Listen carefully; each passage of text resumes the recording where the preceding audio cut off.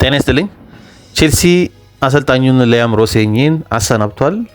እንግዲህ ሊያም ሮሴኝ ወደ ጃንዋሪ አካባቢ ነው ወደ ቼልሲ የመጣው ማለት ነው ኢንዞ ማሬስካ ከተሰናበተ በኋላ። ስለዚህ በክለቡ ወደ 4 ወር የሚሆን ጊዜ ቆይታ አድርጓል። በአጠቃላይ ውድድሮች 23 ጨዋታ አድርጎ 11 ጊዜ ማሸነፍ ችሏል። 10 ጊዜ ተሸንፏል። 2 ጊዜ ደግሞ አቻ ወጥቷል። 47 ግብ ሲያስቆጥር 38 ግቦች ተቆጥሮበታል። በተለይ መጨረሻ 5 ተከታታይ ጨዋታዎች በፕሪሚየር ሊጉ ሽንፈት አስተናግዷል። ይህም ሲመዘገብ ምንም ግብ ሳያስቆጥር ነው ቡድኑ ማለት ነው ይህን ሽንፈቶች ያስተናግደው። በክለቡ ታሪክ ከ114 ዓመት ታሪክ ውስጥ ለመጀመሪያ ጊዜ ነው እንደዚህ 5 ተከታታይ ጨዋታ ምንም ግብ ሳያስቆጥር ቡድኑ ሲሸነፍ ማለት ነው። ክለቡ አይ ቲንክ 120 ነው ቼልሲ የተመሰረተው ወደ 120 ዓመት አካባቢ ነው እድሜው ማለት ነው። ኦልሞስት እድሜውን ያህል ማለት ይቻላል። እንደዚህ አይነት በጣም መጥፎ ሊባል የሚችል ተከታታይ ውጤቶችን ያስመዘገበው ማለት ነው። ነገር ግን መቼም ይሄ ውሳኔ ሲሰጥ ስለ ቼልሲ ሁኔታ የምትከታተሉ ስለ እግር ኳስ የምትከታተሉ ውሳኔ የበለጠ ከአሰልጣኙ ጋር ሙሉ ለሙሉ የሚያያዝ ነው ብሎ ለመናገር አስቸጋሪ ነው። ኦፍኮርስ ቀደም የጠቀስኩት ውጤት መጥፎ የሚባል ውጤት ነው። አሰልጣኙን ሊያሰናበት የሚችል ነው። ነገር ግን አሰልጣኙም የመጣበት መንገድ ከዛ በፊት የነበሩት አሰልጣኞች ስንብቶችን ግምት ውስጥ ስንከት ግን ይበልጥ ይሄ የሚነግረን ስለ ክለቡ እየሄደበት ስላለው መንገድ ነው እንጂ አሰልጣኙ ስለነበረበት ሁኔታ አይደለም። እኔ በተደጋጋሚ ብዙ ጊዜም ጠቅሼዋለሁ። ሊያም ሮሴኝ በጣም ታዳጊ አሰልጣኝ፣ ወጣት አሰልጣኝ ነው። በዚህ ደረጃ ቼልሲን የሚያህል ትልቅ ቡድን ለማሰልጠን ዝግጁ ነው ብሎ መናገር በጣም ያስቸግራል። ነገር ግን ታክቲካሊ ያለው ሀሳቦቹ የኤሊት ፕሮፋይል ላይ ወደፊት ሊያስቀምጠው የሚችሉ አይነት ሀሳቦች ናቸው። ነገር ግን እንደሚታወቀው ታክቲክስ ብቻ አይደለም እግር ኳስ ማለት ነው። በተለይ ደግሞ ትልቅ ቡድን አንድ አሰልጣኝ ሲያሰለጥን ከታክቲክ ባለፈ የሊደርሺፕ ኳሊቲ፣ የካራክተር ኳሊቲ አሰልጣኙ ያስፈልገዋል ማለት ነው። ታክቲክም አት ዘ ሴም ታይም ደግሞ ኤግዚኪዩሽን ከሌለው ሜዳ ላይ የሚተገብሩ ተጫዋቾች ከሌሉት በሚገባው ደረጃ ማለት ነው ሀሳቡ ብቻውን ዋጋ የለውም ማለት ነው። እነዚህ ነገሮች አሉ። ከሊደርሺፕ ኳሊቲ አንጻር ከካራክተር አንጻር ገና ልምድ የሚፈልግ አይነት አሰልጣኝ ነው ብዬ አስባለሁ። ታክቲካል ሀሳቦቹ ግን ጥሩ ሊባሉ የሚችሉ ሀሳቦችን ቡድኑ ላይ ተመልክተናል ማለት ነው። ከዚህ በፊት በተደጋጋሚ ስላነሳሁት ከዚህ ጋር በተገናኘ ወደዛ አልገባም። ነገር ግን ከሊደርሺፕ ጋር በተገናኘ ግን አንደርስታንድ ለማድረግ የሚያስቸግረኝ ምንድን ነው ከስትራስቡርግ ነው እንግዲህ ሊያም ሮሴኝን ያመጡት ማለት ነው። ያው እንደ እህት ክለብ ነው ስትራስቡርግ ማለት ነው። በተመሳሳይ አምብሬላ ውስጥ የሚገኙ ክለቦች ናቸው በብሉኮ ስር ማለት ነው ሁለቱ ክለቦች። እሱ አሰልጣኙን ወደ ቼልሲ ለማምጣት ቀላል ነው ማለት ነው። ኢንዞ ማሬስካን ካሰናበተ በኋላ ቡድኑ ሊያም ሮሴኝን ሲያመጣ ሮሴኛ በዚህ ሲዝንም ባለፈውም ሲዝንም ስትራስቡርግ ላይ ሲያሰለጥን ያውቁታል፣ አይተውታል። ያለውን ሊደርሺፕ ኳሊቲ ያውቁታል። ለትልቅ ቡድን ይሁን አይሁን የሚለውን ማለት ነው።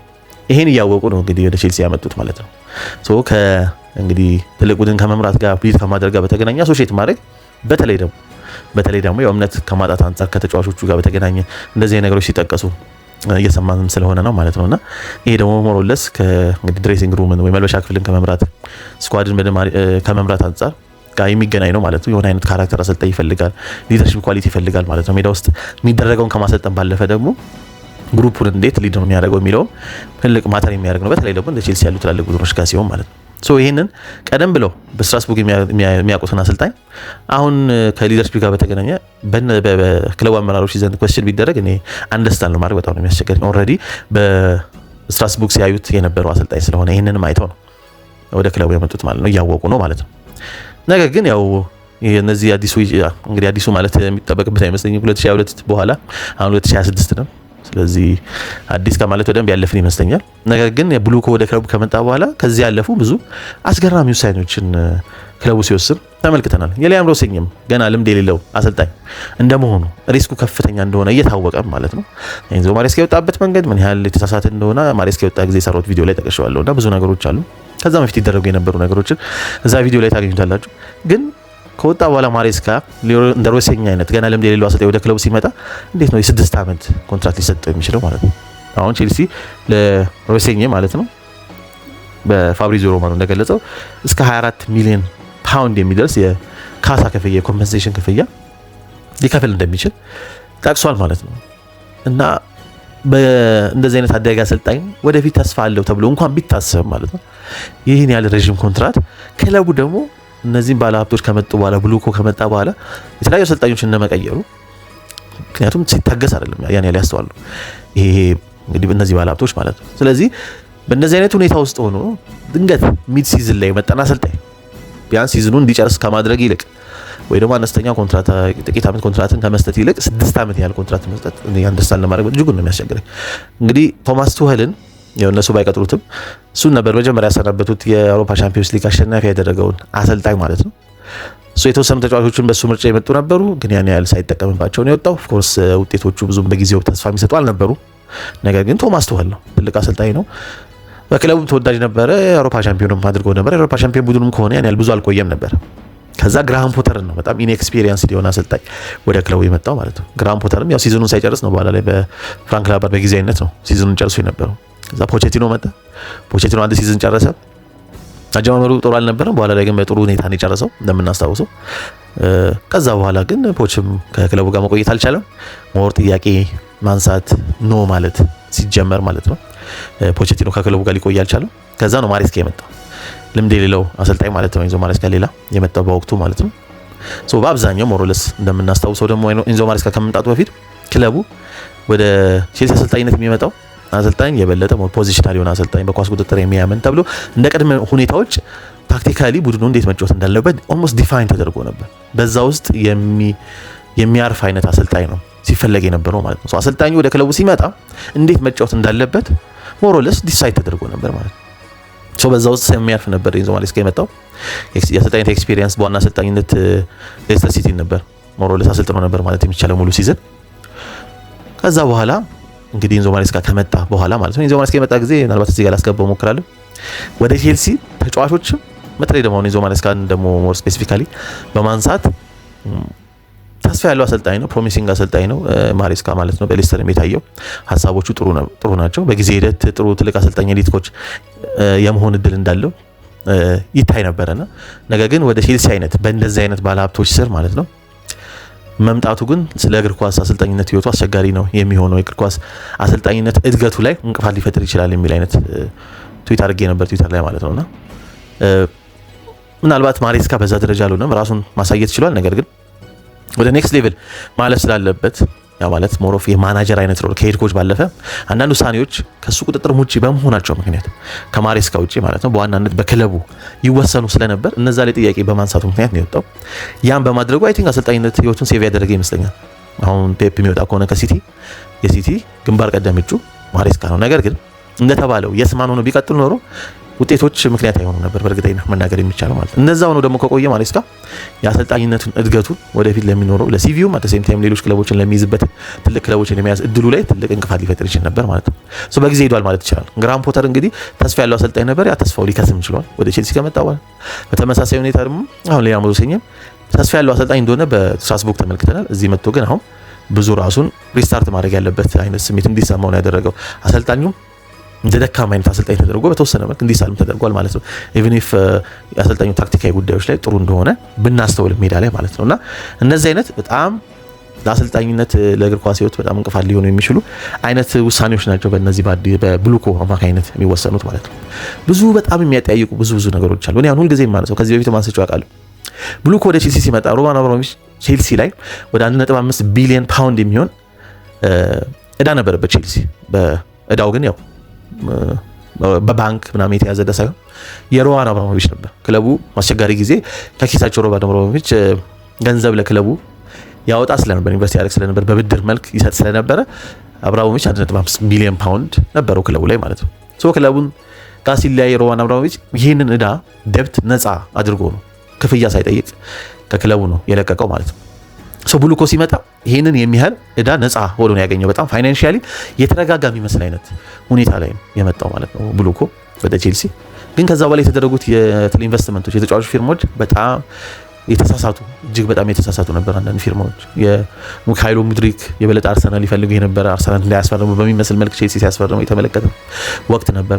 ኦፍ ኮርስ አሁን ድረስ ቢኖሩም እንደነ ኤንዞ ፈርናንዴዝ አይነት ተጫዋች ክለቡን እየጠቀመ ቢሆንም ትልቅ ኢንቨስትመንት ነበር። ወጪዎች አሉ በደንብ ይወጡ። ራያም ስተርሊንግን በወቅቱ በዛን ጊዜ ነው የመጣውና በወቅቱ ደግሞ ቶድ ቦሊ ነበር እንደ ስፖርቲንግ ዳይሬክተርነት አክት ሲያደርግ የነበረው ማለት ነው። ለዛ ቦታ ላይ በቂ የሆነ ይሄን ለመስራት የሚያስችል እውቀት በሌለበት ሁኔታ እነዚህ አይነት የተሳሳቱ ውሳኔዎች ነበሩ። ያ ኢንቨስትመንት በኋላ ላይ ደግሞ ታዳጊዎች ላይ ፎከስ አድርጎ በመሄድ ኦፍ ኮርስ አሞርታይዝ ይደረጋሉ። ነገር ግን ብዙ ወጪ ክለቡ አውጥቷል እስከ አሁን 2 ቢሊዮን ፓውንድ የሚደርስ ወጪ አውጥቷል ተጫዋቾች ላይ ማለት ነው። እነዚህ ወጪዎች ደግሞ በ2 ቢሊዮን ፓውንድ ደረጃ የወጡት ወጪዎች ግን ለዋናው ቡድን በቀጥታ ጥቅም ሊሰጡ የሚችሉ አይደለም። እስኪ አሁን እናንተው ስታስቡት 2 ቢሊዮን ነው የሚያወጣ ክለብ ሮበርት ሳንቼዝ ነው እንዴ ግብ ጠባቂ መሆን ያለበት? ፎፋና ነው እንዴ ሴንተር ባክ መሆን ያለበት? 2 ቢሊዮን ያወጣ ሊያም ዴላፕ ነው እንዴ ፊት መስመር ላይ አጥቂ መሆን ያለበት ማለት ነው። በቂ በእያንዳንዱ ቦታ ላይ በትንሹ 2 ጥሩ ሊባሉ የሚችሉ ኮምፒት በደንብ ሊያደርጉ የሚችሉ ሊግ ታይትል ኮምፒት ሊያደርጉ የሚችሉ ተጫዋቾች ሊኖራቸው አይገባም ወይ? ግን ኢንቨስትመንቱ ፎከስ ያደረገው ታዳጊዎች ላይ ነው። ሞሮል እስከ 4 ዓመት በታች ያሉ ታዳጊዎች ላይ ነው ኢንቨስት ሲያደርግ የነበረው ክለቡ የበለጠ አጎልብቶ እነሱን የመሸጥ አይነት የሚመስል የሪሴልቭ ዋጋውን ባሰበ መልኩ ማለት ነው። ያው እንደሚታወቀው አሁን ከረንትሊ በዋናነት የሚጠቀሱት ስፖርቲንግ ዳይሬክተሮች 2 ቢሆኑ ዊኒስታንሊ እና ስቴዋርት ቢሆኑ ማለት ነው። ፖል ዊኒስታንሊ እና ሎረንስ ስቴዋርት ማለት ነው ቢሆኑም በዋናነት ስፖርቲንግ ዳይሬክተሩን እየመሩ ያሉት ግን ቼልሲ ውስጥ በአጠቃላይ 5 ስፖርቲንግ ዳይሬክተር ነው ያሉት። ከሁለቱ በተጨማሪ በእነሱ ስር ጆ ሺልስ አለ የታለንትና ስካውቲንግ ላይ የሚሰራ፣ ሳም ጆዌል የሚባል አለ የግሎባል ሪክሩትመንት ላይ የሚሰራና ዴቭ ፋሎስ የሚባል ደግሞ ዴቨሎፕመንት ላይ የሚሰራ አለ ማለት ነው። በዚህ በስፖርቲንግ ዳይሬክተር ስር ያሉ ማለት ነው። ሶ ቤዚክሊ ወደ 5 የሚጠቁ ስፖርቲንግ ዳይሬክተሮች ነው ያሉት ማለት ነው። እያንዳንዱ ጉዳዮች ላይ ዲቴይሎች ላይ የሚሰሩ ማለት ነው። ሶ ከዛ ጋር በተገናኘ ያው ከታዳጊዎችን ወደ ክለቡ በማምጣት ሞሮለስ ብዙ ጌም ሲጠቀስ እንደሚሰማው ማለት የብራይተንን አይነት የሚመስል ነገር ግን ዋንጫን የማሸነፍ በየሲዝኑ ላለው ካልቸር እንደ ቼልሲ የሚያህል ቡድን ያን አይነት እንግዲህ አካሄድ ነው ለመሄድ እየመከረ የሚገኘው ቡድኑ ማለት ነው። ይበልጥ ነገን የሚያስብ ይመስላል። ነገር ግን ስለ ነገ ሲታሰብ አሁን ላይ ቡድኑ ያለበትን ሁኔታ ግን ግምት ውስጥ ያልከተተ ለነገ ይሆናሉ የሚባሉ ተጫዋቾችን ከክለቡ ጋር እንደሚቆዩ እርግጠኛ መሆን የማይቻልበት ምክንያቱም ከክለቡ ጋር ሊለያዩ እንደሚችሉ ምናልባት ሲጎለብቱ ቡድኑ ዋንጫ የማያሸንፍ ከሆነ መውጣትን ነው የሚያስቡት። እነ ዞ ፈርናንዴዝ እነ ማኮኮሪያ አይነት ተጫዋቾች ከዚህ ጋር በተገናኘ ስማቸው የሚነሳው ለዛ ነው። ተጫዋቾች ሲጎለብቱ አደሴም ታይም በቡድኑ ስኬትም ሲያስመዘግቡ ነው ከክለቡ ጋር ሊቆዩ የሚችሉት ማለት ነው። ስኬት ባይመጣ ከሆነ አጎልብቶ መሸጥ ይሆናል ጉዳዩ ማለት ነው። ሶ ለአሁኑ ላለው ቡድን አለማሰብ፣ ለዋንጫ ስኬቱ ሞር አምቢሽን እንዲኖሩ አለማድረግ፣ ሞር ስታብሊሽ ያደረጉ ፕሩቭን የሆኑ ተጫዋቾች ክለቡ ጋር አለመኖር ማለት ነው። አለማስፈረሙ ከስኬት ጋር ይራራቃል። በተለይ ደግሞ እንደ ሊግ አይነት ታይትል ያሉ ዋንጫዎች ማለት ነው። የበለጠ የቡድን እድገት የሚነግረው ሊግ ስለሆነ የሊግ ውድድር ስለሆነ ካፕ ጌሞች፣ ጥሎ ማለፍ ጨዋታዎች በአጋጣሚዎች በአንዳንድ እድሎችም የሚወሰኑም ስለሆነ ማለት ነው። ለእንደዚህ አይነት እድገት የማይመቹ ስለሆኑ ኢንቨስትመንቶቹ ማለት ነው የበለጠ ታዳጊ ላይ ብቻ ሲሆን የሆኑ ሞመንቶች ነው ሊፈጥር የሚችለው ታዳጊ ማለት ነው። ታዳጊ ተጫዋቾች የበለጠ ኤክስፒሪየንስ ያላቸው ፕሩቭን የሆኑ ተጫዋቾች ናቸው ቡድኑን የበለጠ ኮንሲስተንትሊ እንዲያድግና ስኬት እንዲያስመዘግብ በሊጉ የሚያደርጉት። ይሄ በማይመዘገብበት ጊዜ ማለት ነው እንግዲህ የጎለበቱ የተባሉ ተጫዋቾች በእርግጠኝነት ከክለቡ ጋር መቆየትን አይፈልጉም። እንደዛ ሲሆን ደግሞ እነሱን ሸጠው ደግሞ ሌሎች ታዳጊዎችን ታለንቶችን ነው ቡድኑ የሚያመጣው። ለዛም ነው የሆነ አይነት ዲቨሎፕመንት ላይ የነበሩ ስቲል በጣም የሚቀራቸው ቢሆኑ እንደ ኒኮላ ጃክሰን ማዲዌክ አይነት ተጫዋቾች ወጥተው የበለጠ ሮ የሆኑት እንደ ሊያም ዴላፕ አይነት እንግዲህ ጊትንስ አይነት ኦፍኮርስ ሲሊንግ ዋይዝ ምናልባት ከፍ ሊሉ ይችላሉ፣ ግን ስቲል ሮ ነው የበለጠ ሌላ ማጎልበት የሚፈልግ ነው። እንደዚህ አይነት ውሳኔዎች ነው የሚወሰኑት። ኢቨን ታዳጊ ተጫዋቾችንም የሚጎለበቱበት መንገድም ትክክል ነው ብዬ አላስብም። ተጫዋች እንዲጎለበት ታዳጊ ተጫዋች እንዲጎለበት በዙሪያው ልምድ ያላቸው ተጫዋቾች ሜንቶር የሚያደርጉ ተጫዋቾች ያስፈልጋሉ ማለት ነው። ያ በሌለበት ሁኔታ የበለጠ ስፖርት ላይት ላይ የሚሆኑት እነዚህ ታዳጊ ተጫዋቾች ናቸው። ለዛ ዝግጁ ባልሆኑበት ሁኔታ የኒኮላ ጃክሰን ጥሩ ምሳሌ ይመስለኛል። ቪያሪያል ላይ ኦልሞስት ግማሽ ሲዝን ብቻ በፕሮፐርሊ ተጫውቶ የመጣ ተጫዋች ነው። ከግማሽ ሲዝን በፊት ቦርንማውዝ ሄዶ የሶላንኬ ተጠባባቂ ሊሆን የነበረ ተጫዋች ነበረ ኒኮላ ጃክሰን። ከዛ ግማሽ ሲዝን ካሳለፈ ጥሩ የሚባል ግማሽ ሲዝን ካሳለፈ በኋላ ወደ ቼልሲ መጥቶ ቼልሲ ላይ ሜን ስትራይከር ነው የሆነው ማለት ነው የበለጠ ስፖርት ላይ። ስለዚህ እያንዳንዱ የሚያደርጋቸው ውሳኔዎች የሚስታቸው ኳሶች የበለጠ ጫና ውስጥ ነው የሚከቱት ማለት ነው። ለዛ ዝግጁ ያልሆነን ተጫዋች ጫና ውስጥ እንዲገባ ያደርጋል። ልምድ ያለው ተጫዋች ክለቡ ማስፈረሙ የሚጠቅመው ከዚህ አንጻር ነው። የበለጠ እነዚህ ታዳጊ ተጫዋቾች ጫና ውስጥ ሳይገቡ የሚያድጉበትን እድል ይፈጥራል። በጫና ውስጥ ግን ሲሆን የበለጠ አቅማቸውን የዲቨሎፕመንታቸው ላይ እድገታቸው ላይ ችግር ይፈጥራል ማለት ነው። ስለዚህ ልምድ የሌለው ተጫዋች ክለቡ ውስጥ በሌለበት ቁጥር ታዳጊም ተጫዋቾች እድል ቢያገኙም ዲቨሎፕመንታቸው ላይ ግን ተጽዕኖ ይፈጥራል ማለት ነው። የበለጠ መሆን በሌለበት ሰዓት ማለት ነው እነዛ አትኩሮት ውስጥ እንዲገቡ ስፖትላይት ላይ እንዲገቡ ያደርጋቸዋል ማለት ነው። እነዚህ አይነት በጣም የክለቡ የሚከተለው ሞዴል እጅግ በጣም በብዙ መልኩ ክለቡን ከስኬትም ከሁሉም ነገር እያራቀው ነው። አሁን ቡድኑ ከቻምፒዮንስ ሊግ ብቻ ሳይሆን ከማንኛውም አውሮፓ ውድድር ውጪ የመሆን እድል አለው። ፕሮባብሊ ኤፍ ኤ ካፕን ሄዶ ምናልባት የሆነ ተአምር ተከስቶ ካላሸነፈ በቀር ከዛም የበለጠ ነው ጉዞ አስቸጋሪ የሚያደርገው። እንዲህ በቀላሉ ነው ነገሮች እየራቁ አመታት ከዋንጫ ከአውሮፓ ውድድር እያለ ከወገብ በታች በተከታታይ የሚጨርስ አይነት ቡድን ወደ መሆን የሚሸጋገረው በኋላ ላይ ብዙ ሌሎች አስጊ ነገሮች ሊፈጠሩ የሚችሉት ማለት ነው። ስለዚህ በጣም የክለቡ ሞዴል ከዚህ በፊትም ብያለሁ፣ ክለቡ ከኤሊት ክለብነት እየወጣ ያለበት ኤሊት ኮች ይሄን ክለብ ሞዴል ተከትሎ ሊሰራ የሚችልበት እድል የለም። ጣልቃ ገብነቱ የሚታወቅ ነው። ኤንዞ ማሬስካ ከወጣ በኋላ እንዲያወቅነው ነገር ክለቡ ላይ ጣልቃ የሚገባበት መንገድ ነው። ቀድሜ እንደጠቀስኩት ማሬስካ ሲመጣ በሆነ አይነት አጫዋት ውስጥ እንዲሰራ ኦልሬዲ ኤክስፔክት ተደርጎ ነው የመጣው እንጂ አሰልጣኙ ከመጣ በኋላ በራሱ ተጫዋቾቹ ከተመለከተ በኋላ አፕሮቹ ሊወስን የሚችልበት እድል አልነበረም ማለት ነው። ኦልሬዲ ሄድ ኮች ሆኖ ነው ቤዚክሊ የመጣው አዘ ማኔጀር አይደለም ሲጀምር። ከዛ በኋላ ከመጣ በኋላ ማለት ነው በተቀመጠለት ሲስተም ውስጥ እንዲሰራ አይነት ነው የሚኖረው ማለት ነው። ሶ በዛ ሁኔታ ውስጥ የአሰልጣኙ ውሳኔዎች ላይ ብዙ ኢንተርፈረንሶች ይኖራሉ፣ ጣልቃ ገብነቶች ይኖራሉ። ሙሉ ለሙሉ ኮንትሮል ላይ ያልነበረው አሰልጣኙ የሚሆነው ማለት ነው። ብዙ የበለጠ እነዚህ ነገሮች ሁሉ አስቸጋሪ ያደርጉታል ማለት ነውና አንድ አሰልጣኝ እድገት በሚያሳይበት ጊዜ ኦፍ ኮርስ ከፍ ሲል አቅሙን ወደ ማሳየት ሲጀምር ማለት ነው የበለጠ ጥያቄ ማንሳት የበለጠ ኢንቮልቭመንት ኮንትሮሉን ከፍ ማድረግ ይፈልጋል ማለት ነው። ተጫዋች ፊርማ ላይ ተጫዋች ጊዜ አብዛኛው ሞዴሉ የክለቡ ሞዴል ላይ ፎከስ ያደረገ ነው። የተጫዋች ጊዜ የምናስተውለው ማለት ነው ክለቡ ታዳጊዎች ላይ ነው ፎከስ የሚያደርገው። ስለዚህ ግሎባሊ ታዳጊዎችን ሪክሩት ያደርጋል ማለት ነው። በዛ ላይ ለዋናው ቡድን ከዛ በኋላ ነው የሚሰጠው ማለት ነው። አሰልጣኙ በእንደዚህ አይነት ፊርማዎች ላይ ምንም አይነት ሲያ አይኖረውም ማለት ነው። ሰው የበለጠ እነዛን ጥያቄዎች ማንሳት ይፈልጋል ማለት ነው። በሱ ስር የሚያጫውታቸውን ተጫዋቾች የበለጠ ተጫዋች ማስፈረም ላይ በተወሰነ ኢንቮልቭ ማድረግን ይፈልጋል ማለት ነው። የዛን ጊዜ ይህን ጥያቄ ሲያነሳ ከክለቡ ጋር ለመስማት ውስጥ ይገባል። ከዛ ከክለቡ ጋር መልቀቅ ይጀምራል ማለት ይሄ አቅሙን ማሳየት ማደግ የሚጀምር አሰልጣኝን ሊጠይቀው የሚችል አይነት ጉዳይ ነው። ኤንዞ ማሬስካ የሚያደርገው ያንን ነው ማለት ነው። እጣ ፈንታ የሚሆነው የሚመጡት አሰልጣኞች የተገዛላቸው ተጫዋቾች አዳፕት ማድረግ ነው የሚጠበቅባቸው ማለት ነው። በሆነ በተቀመጠላቸው ሲስተም ውስጥ አዳፕት አድርገው እንዲያሰልጥኑ ነው ኤክስፔክት የሚደረገው። ይሄ ደግሞ ኤሊት ሌቭል አሰልጣኝ እሺ ሊለው የሚችለው ጉዳይ አይደለም። ታዳጊም አሰልጣኝ አቅሙን ማሳየት በሚጀምርበት ጊዜ ጥያቄ ሊያነሳበት የሚችለው ጉዳይ ነው። ስለዚህ ክለቡን በትልቅ አሰልጣኝ የመመልከት በዚህ ሞዴል ማለት ነው ለውጥ ከሌለ በዚህ ሞዴል የመመልከት እድላችን እጅግ በጣም ጠባብ ነው። ተጫዋቾችም ትልቅ ተጫዋቾችም ወደ ክለቡ የመምጣትም at the same time more established proven የሆኑ ተጫዋቾች ማለት ነው ወደ ክለቡ የመምጣታቸውም ጉዳይ at the same time ክለቡ ውስጥ ያሉትን ያደጉት ትልቅ ሊባሉ የሚችሉ ተጫዋቾችም ከክለቡ ጋር የመቆየታቸው ነገር በጣም አስቸጋሪ ነው ማለት ነው። ባለፈው ከዩናይትድ ጨዋታ በፊት ቻምፒዮንስ ሊግ ላይ ለመሳተፋችን ኮል ፓልመር ሁሉንም ነገር ይቀይራል የሚል አይነት አስተያየት ሰጥቷል። እነዚህ አይነት ነገሮች ነው የሚኖሩት። የክለቡ ሞዴል ነው ሙሉ ለሙሉ እንደዚህ ክለቡን መቀመቅ ውስጥ እየከተተው የሚገኘው ማለት ነው። ሶ ከአሰልጣኝ ጋር ብቻ አሶሺየት ማድረግ ተገቢ ነው ብዬ አላስብም። ሮሴኝ መጣ፣ ሌላ አሰልጣኝ መጣ፣ በዚህ ሞዴል ክለቡ ስትራግል ማድረጉ የማይቀር ነው። ይሄ ፋክት ነው፣ ለፊት የተቀመጠ ነገር ነው። ያንን ነው እየተመለከትን ያለ ነው ማለት ነው። ትልቅ ከዚህ በኋላ የሚመጣው አሰልጣኝ ምን አይነት ሊሆን ይችላል እኔ እንጃ፣ እርግጠኛ ሆኖ መናገር አይቻልም። ነገር ግን በዚህ ሞዴል ትልቅ አሰልጣኝ ይመጣል ብዬ ግን በተአምር እኔ በበኩሌ አላስብም ማለት ነው። ወጣት አሰልጣኝ ደግሞ ዝልም እንደሌለው አሰልጣኝም ስቲል አቅሙን ማሳየት በሚጀምርበት ጊዜ ማለት ነው የዛን ሰዓት ጥያቄዎች ማንሳቱ ስለማይቀር ከክለቡ ጋር የመቆየት እድሉ በጣም ጠባብ ነው የሚሆነው። እንደ ማሬስካ ኬሪየሩን ሴቭ ነው ሊያደርግ የሚችለው ማለት ነው። እና በጣም ክለቡ እንደ ቼልሲ ማለት ነው እየሄደበት ያለው መንገድ እጅግ በጣም አጠያቂ የሆነ ጉዳይ ነው ማለት ነው። በብዙ መልኩ ትልቅ ሜስ ውስጥ ያለ ክለብ ነው ብሎ መናገር ይችላል ማለት ነው። ፋይናንሻል አስፔክቱም በኋላ ላይ አስቸጋሪ መሆኑ አይቀርም። የሜዳው ስኬት በራቀ ቁጥር ከአውሮፓ ውድድር መራቅ የሚባለው ነገር በመጣ ቁጥር ክለቡ የበለጠ ፋይናንሻል ሊያገኝ የሚገባውን ጥቅም ማጣቱ ስለማይቀር ቡድኑ ከፋይናንስ አንጻርም አስቸጋሪ ጊዜ ላይ የሚገባው ማለት ነውና በጣም ብዙ ጥያቄ የሚያስነሱ ጉዳዮች አሉ። ከዚህ በፊት በተደጋጋሚ በብዙ መልክ ያነሷቸው ጉዳዮች ናቸው። እዛ ዲቴይል ውስጥ መግባት አይገባም። ኢንተርፈረንሱ እጅግ በጣም ነው የሚገርመው የሚገባበት ጣልቃ መንገድ ማለት ነው። የተጫዋች ምርጫ ላይ ዲክሊ አሰልጣኙ ከሄድ ኮች ነው እሱም የሜዳ ውስጥ አንዳንድ ውሳኔዎች ላይ ማለት ነው ተጫዋችን መቼ ስንዴቃ ላጫውተው ይችላል። ከዚህ በፊት ጠቅሻለሁ ኢንዲፔንደንት የሆነ የሜዲካል ቲም አለ ቡድን ውስጥ። ስለዚህ ኢንዲፔንደንት የሆነ ሜዲካል ቲም አንድ ተጫዋች መጫወት ያለበትን ጊዜ ነው የሚወስነው። አሰልጣኙ ምንም አይነት ሲያ አይኖረውም እዛ ላይ በዛ ያህል ደረጃ እንዲጫወት ነው፣ ከዛ በላይ ማጫወት አይችልም ማለት ነው። ስለዚህ አንዳንድ ጊዜ እንዴት ማሬስካ እነዚህ ተጫዋቾች አሰለፈ አይነት ጥያቄዎች ይነሱ ነበር። ይሄ ከመታወቁ በፊት ማለት ነው እየሆነ የነበረው በክለቡ ምክንያት ነው ማለት ነው። አንዳንድ ክለቡ ላይ የምናያቸው ውሳኔዎችም በአብዛኛው ከላይ የመጡ እንደሆነ መናገር ይቻላል።